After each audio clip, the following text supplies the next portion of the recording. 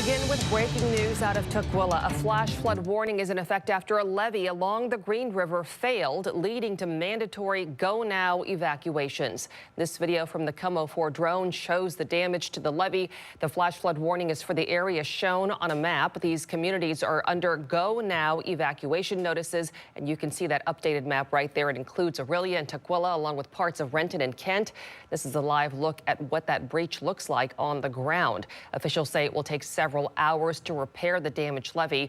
We have team coverage tracking this levee failure as another atmospheric river heads straight for us. KOMO Chief Meteorologist Shannon O'Donnell has the latest on that. Shan. Yeah, Mary, you know what? This will be it. I want to underscore that. This is the last and latest round of the warm, wet, and windy weather, but it just continues all of the same problems that have been with us for the first 2 weeks of December. Namely, for most of us, it's just the rain and the wind beating on our homes and our commutes. It's been tough out there, but certainly the worst of the worst is the continuation of the flooding. One more round to go. The river's coming up yet again, and that ongoing threat for landslides lurking out there as well, just because the ground is absolutely waterlogged. We have that same area again under that flash flood warning. We know it well. There are the S curves. You see I-5 and South Center. It's that area right before you get there when you make the turn on Highway 167.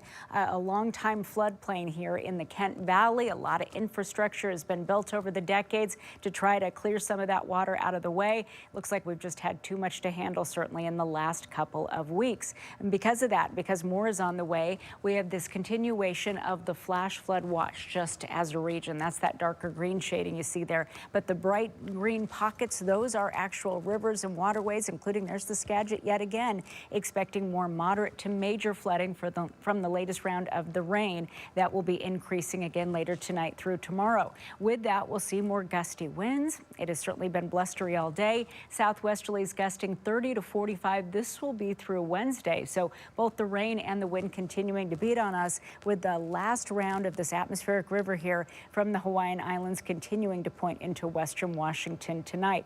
Hour by hour forecast for the evening commute. It will be showery, it will be gusty, and the key part, it will stay warm. Even after dark, temperatures just barely dropping into the upper 40s, remaining higher in general than our usual daytime highs, and shooting right back up into the 50s to near 60 tomorrow. But that will be the last of it. I do finally have some better, more typical weather news to come later this week. Mary, more on that ahead in just a couple of minutes. All right, sounds good. Thank you.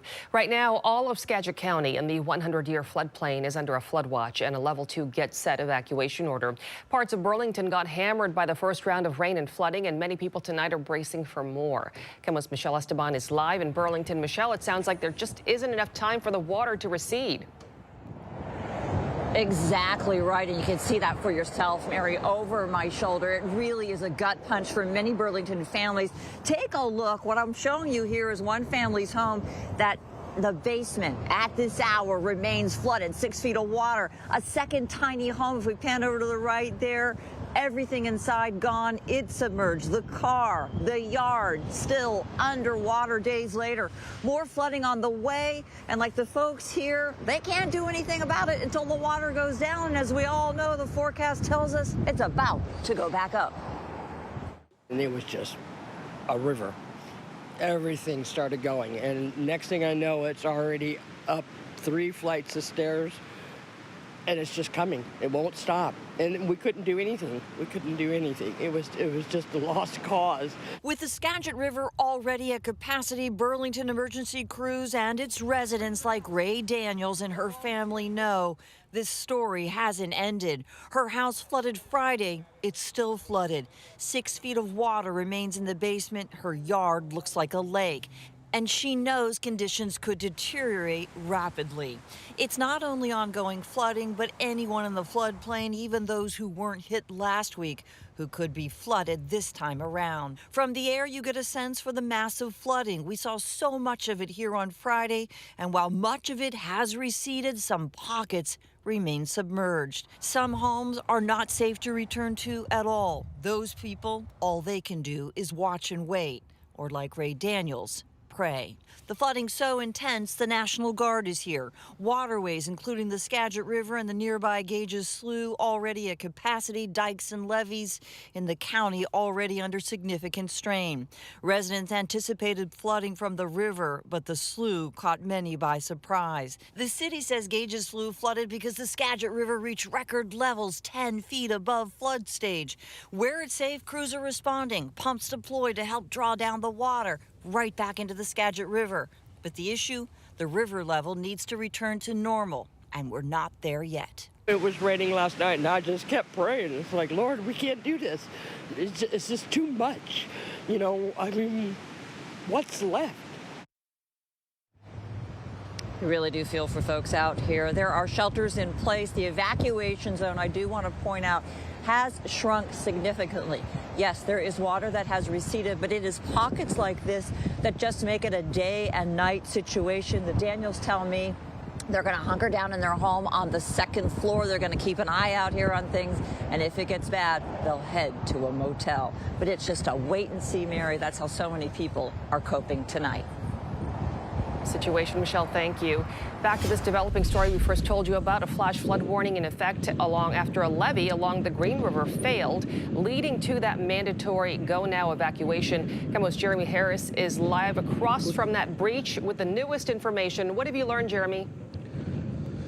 Well, Mary, significant improvement in the situation here in Tukwila. In fact, things definitely seem to be calming down. We'll kind of walk you through the scene here behind us. This is the Green River, and what you're looking at just across is where that levee breached earlier today.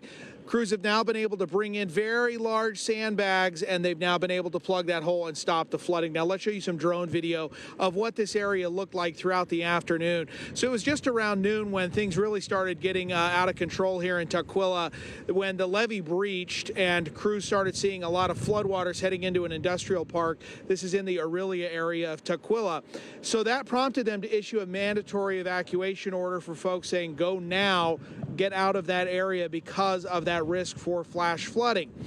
That is what the main priority was. Police came in, they were able to help get people out, and then they turned their attention to actually getting this hole plugged. In this case, they've been able to do that very quickly, but there is still concern about other areas of the levee with this very, very high floodwaters right here on the Green River. Just a little bit ago, there was a press conference. We heard from County Executive Girmay Zahilay. Here's what he had to say. So please heed these warnings. Please follow all instructions to keep you and your families and our first responders safe. If you are advised to leave your workplace or your home, please follow the advice and evacuation to a safe location. Do not drive on closed roads. If you see a sign that says a road is closed, please do not take the risk. Do not try to go around it. Turn around and leave, or else you put yourself at risk for drowning. Quick action can and will save lives. So there were several phone alerts that went out in this area telling people to evacuate. As we were coming into the area after the levee breach, all of the roads were pretty much jammed. It was just bumper-to-bumper traffic that was not moving in several parts here in Tukwila.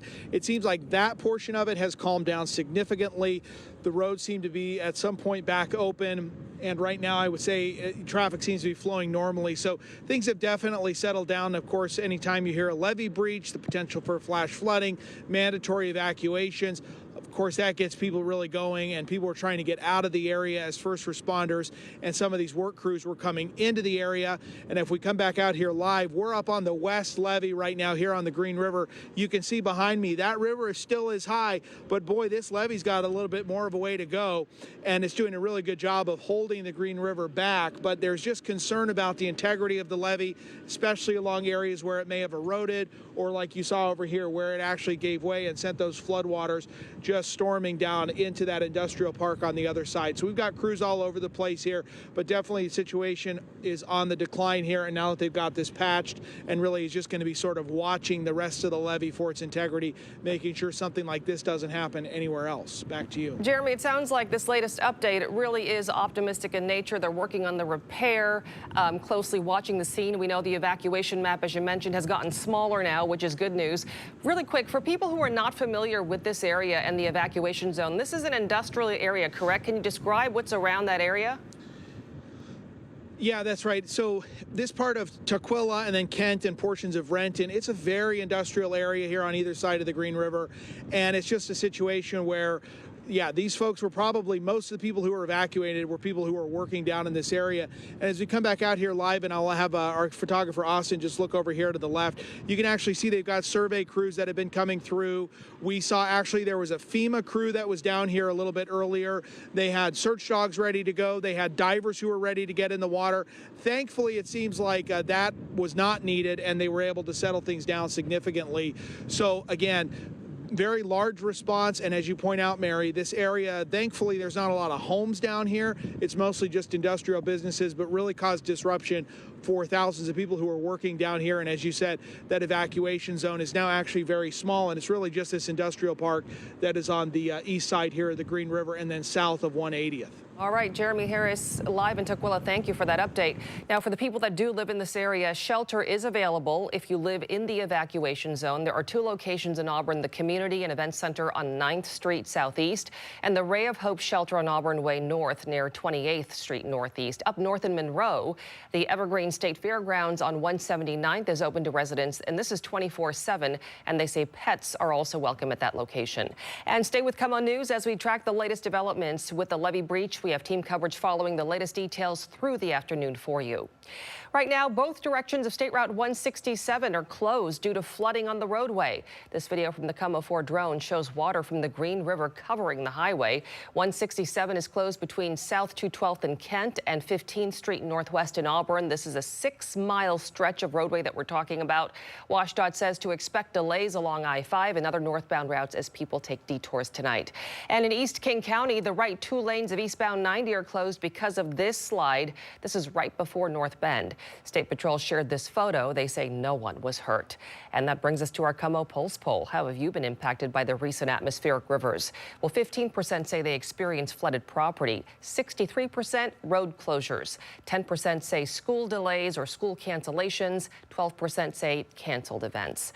And we'll be tracking the latest with flood watches and warnings on the KOMO News app, as well as our evening newscasts. You can also check out extended interviews and complete video that we'll post on our YouTube channel.